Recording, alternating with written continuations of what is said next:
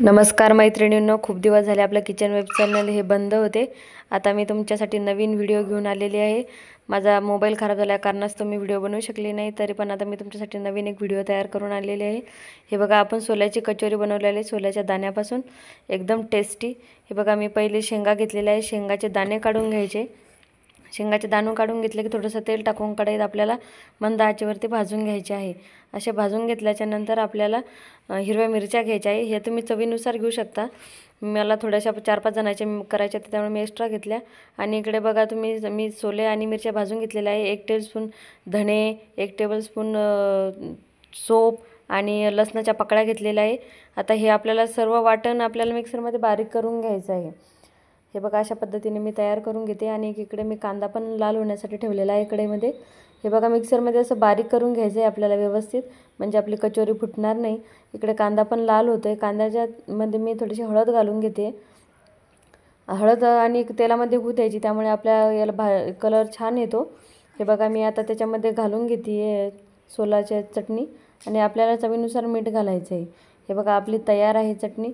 आता मी इथे कचोरीचा कणिक बनवण्यासाठी मी घेतलेला आहे 3 वाट्या मैदा, अर्धी वाटी रवा आणि त्याच्यामध्ये अर्धी वाटी गरम करून तेल घेतलेलं आहे आणि चवीपुरतं मीठ टाकायचं आहे. हे सर्व व्यवस्थित मिक्स करून घ्यायचं आहे. आपल्याला तेल पूर्ण मैद्याला चोळून घ्यायचं आहे चांगलं आणि थोडं थोडं पाणी टाकून आपलं कणिक भिजवून घ्यायचं आहे. हे बघा, अशा पद्धतीने मी तयार करून घेतलेलं आहे कचोरी बनवण्यासाठी आणि तेल लावून अर्ध्या तासासाठी ठेवून देते. हे बघा, आता कचोरी बनवण्यासाठी मी एक गोळा तयार करून घेतलेला आहे. अशा पद्धतीने गोल गोल बनवून घ्यायचं. इकडे तेल पण गरम करण्यासाठी ठेवलेलं आहे आणि अशा पद्धतीने आपल्याला त्यामध्ये चटणी भरायची आहे. चटणी जास्त पण नाही भरायची आणि कमी पण नाही भरायची. हळूहळू आपल्याला त्याचा गोल तयार करून घ्यायचा आहे.